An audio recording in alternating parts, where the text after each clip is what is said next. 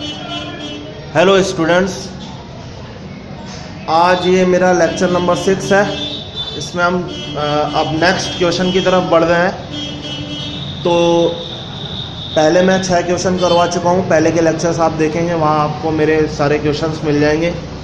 तो आज हम बात करते हैं अगले क्वेश्चन की। और हमारा क्वेश्चन क्या है आज?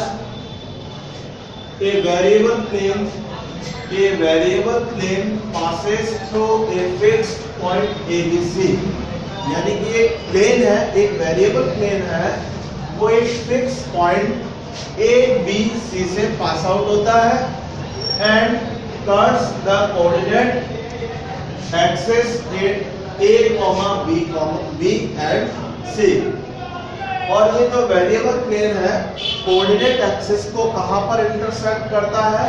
कैपिटल A पॉइंट पर, कैपिटल B पॉइंट पर और कैपिटल C पॉइंट पर।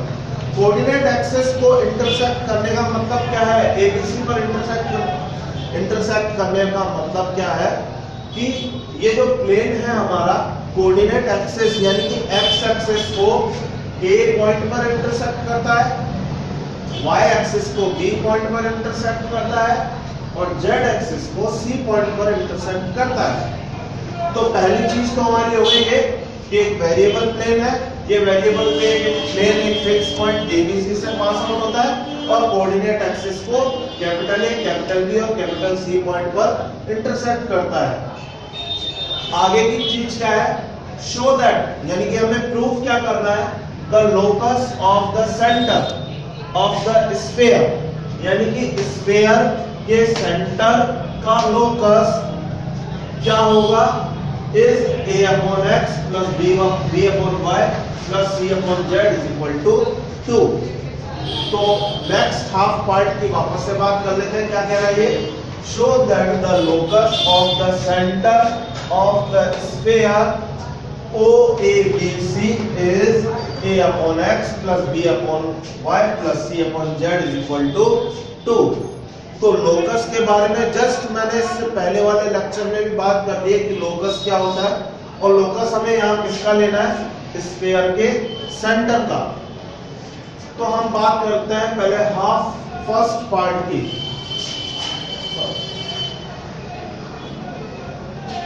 तो पहले हम कोऑर्डिनेट एक्सिस बना लेते हैं।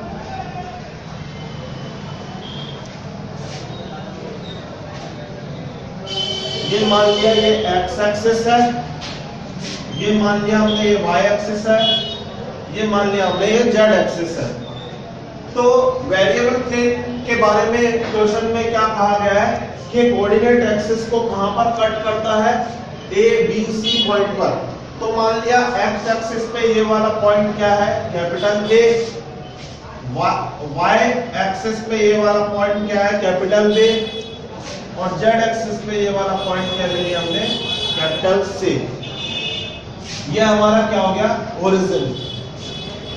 तो यहाँ पे जो ABC है इनके कुछ ना कुछ कोऑर्डिनेट्स तो होंगे। तो मान लिया कैपिटल A पॉइंट के कोऑर्डिनेट्स क्या है? अल्फा, 0, 0। B पॉइंट के कोऑर्डिनेट्स क्या है? 0, बीटा, 0। और C पॉइंट के कोऑर्डिनेट्स क्या है? 0, 0, गामा। अब स्टूडेंट्स के दिमाग में यह आ रहा होगा कि A पॉइंट में अल्फा क्यों लिया, B पॉइंट में बीटा क्यों लिया, C पॉइंट में गामा क्यों लिया? तो मैं आपको एक चीज बता दूं, यहाँ पे स्मॉल a, स्मॉल b और स्मॉल c पहले ही काम में आ चुके हैं। अगर ये पॉइंट ABC नहीं होता तो हम A पॉइंट के कोऑर्डिनेट्स A 0 0, B पॉइंट के कोऑर्डिनेट 0 B 0 और C पॉइंट के कोऑर्डिनेट 0 0 C ले सकते थे, पर यहाँ स्मॉल ABC पहले काम में आ गया, इसलिए ABC यहाँ लेकर के हमने क्या लिया है? अल्फा 0 0, 0 बीटा 0 और 0 0 गामा। तो अब हम बात करते हैं इस वेरिएबल प्लेन। तो वेरिएबल प्लेन की बात करने से पहले मैं ये लिखवाना चाहूंगा, let the coordinates of ABC B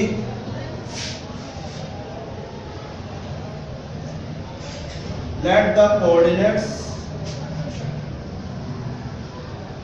of A, B and C are alpha, 0, 0, 0, beta, 0 and 0, 0, gamma respectively. तो हमने एबीसी के कोऑर्डिनेट्स क्या मान लिए? अल्फा 0, 0, 0 बीटा 0 और 0, 0 गामा। तो अब हम बात करते हैं प्लेन की इक्वेशन की। भाई वेरिएबल प्लेन एक्स एक्सिस को, वाई एक्सिस को, जेड एक्सिस को कहां पर इंटरसेक्ट करता है? एबीसी पर। तो इस प्लेन की इक्वेशन क्या होगी? Then the equation of a plane in intercept form is given by, और ये प्लेन कौन सा है हमारा? प्लेन हमारा है ABC. Then the equation of a plane ABC in intercept form is given by x upon alpha plus y upon beta plus z upon gamma is equal to 1. तो भाई इस प्लेन की इक्वेशन क्या होगी? x upon alpha plus y upon beta plus z upon gamma is equal to 1. अब ये students के दिमाग में ये भी आ रहा होगा ये प्लेन की इक्वेशन ये कैसे आई? तो मैं तुम्हें बता दूं, मान लो एक प्लेन की इक्वेशन है x अपॉन मान लिया x upon a plus y upon b plus z upon c is equal to 1। मान लिया एक प्लेन की इक्वेशन है। तो इस प्लेन की इक्वेशन को देख करके मैं ये कहूंगा कि ये प्लेन x एक्सिस को a पर इंटरसेक्ट करता है, y एक्सिस को b डिस्टेंस पर इंटरसेक्ट करता है और z एक्सिस को c डिस्टेंस पर इंटरसेक्ट करता है। यानी कि इसको मैं कोऑर्डिनेट एक्सिस में अगर इन पॉइंट्स को ड्रॉ करूं, मान लीजिए ये ए पॉइंट है, तो ये ए पॉइंट एक्स एक्सिस ये ले लिया हमने, ये वाई एक्सिस ले लिया, ये जेड एक्सिस ले लिया। तो ये वाला जो प्लेन है एक्स एक्सिस को ए पर इंटरसेक्ट करेगा, तो इस पॉइंट के कोऑर्डिनेट्स क्या होंगे? ए 0, 0। वाई एक्सिस को बी पर इंटरसेक्ट कर रहा है तो इस पॉइंट के कोऑर्डिनेट होंगे 0, 0। जेड एक्सिस को अगर सी पॉइंट पर इंटरसेक्ट करना है तो इसके कोऑर्डिनेट होंगे 0, 0, सी। और ये जो पॉइंट है इसको मैंने ले लिया ए, बी और सी। ऐसे ही अगर मैं बात करूं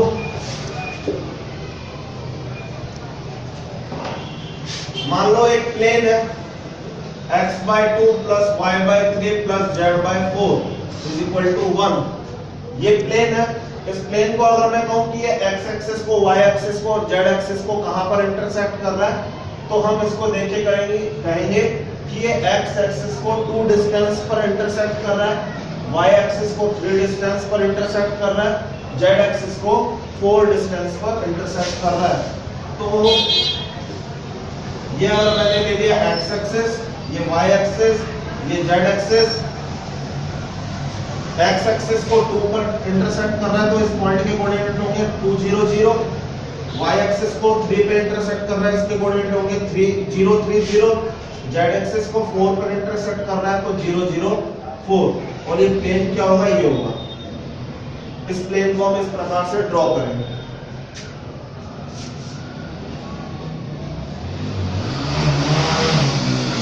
तो हमें एक क्वेश्चन में कहा गया है कि वेरिएबल प्लेन जो है वो कोऑर्डिनेट एक्सिस को ABC पर इंटरसेक्ट कर रहा है और ABC के हमने कोऑर्डिनेट्स ले लिए। तो इस प्लेन की इक्वेशन ये होगी, जाहिर सी बात है, x upon alpha, y upon beta, z upon gamma is equal to 1। यानी कि ये प्लेन क्या है? x एक्सिस को अल्फा पर इंटरसेक्ट कर रहा है, y एक्सिस को बीटा पर और z एक्सिस को गामा पर इंटरसेक्ट कर रहा है।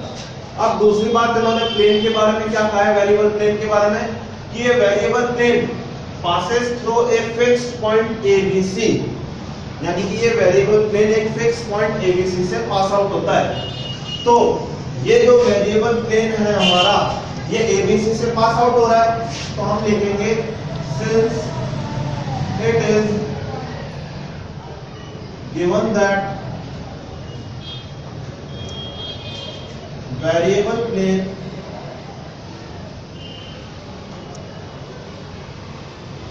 passes through the point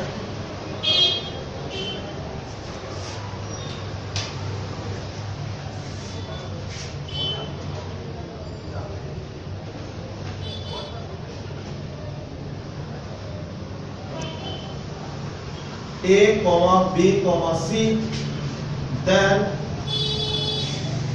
we get by a variable plane point ABC से पास आउट होता है, यानी कि ये जो पॉइंट है ये इस वेरिएबल प्लेन को सेटिस्फाई करेगा। सेटिस्फाई करने का मतलब क्या है, हम इस प्लेन में x की जगह A रखेंगे, y की जगह B रखेंगे और z की जगह C रखेंगे। क्यों रखेंगे? क्योंकि ये वेरिएबल प्लेन इस पॉइंट से पास आउट हो रहा है। पास आउट हो रहा है यानी कि ये पॉइंट इस वेरिएबल प्लेन को सेटिस्फाई करेगा। तो सेटिस्फाई करवा देते हैं, x की जगह क्या रखते हैं a, तो क्या मिलेगा a upon alpha, plus y की जगह रखेंगे b, तो b upon beta, plus z की जगह रखेंगे c, तो c upon gamma is equal to 1। ये मिल गई हमें इक्वेशन नंबर 2। तो ये तो हमने बात कर ली फर्स्ट हाफ पार्ट की। फर्स्ट हाफ पार्ट क्या था हमारा, a variable plane passes through a fixed point ABC, pass करवा दिया, and cuts the coordinate axis at A, B and C। अब हम सेकंड हाफ पार्ट की बात कर लेते हैं। सेकंड हाफ पार्ट क्या है कि show that the locus of the centre of the sphere. तो स्फीयर की बात कर ली, और स्फीयर क्या है हमारा OABC, यानी कि 4 पॉइंट से पास आउट होने वाला है स्फीयर। 4 पॉइंट कौन से हैं, O, A, B and C। यहाँ पर O के कोऑर्डिनेट क्या होंगे, आप सभी जानते हैं ओरिजिन के कोऑर्डिनेट्स क्या होते हैं 0 0 0।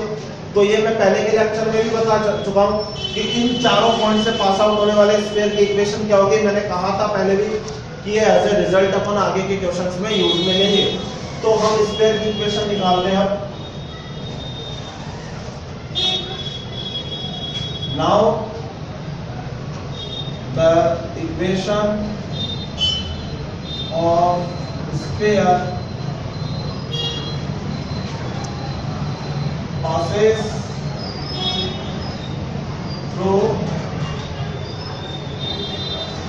4 points 0, 0, 0, अल्फा 0, 0,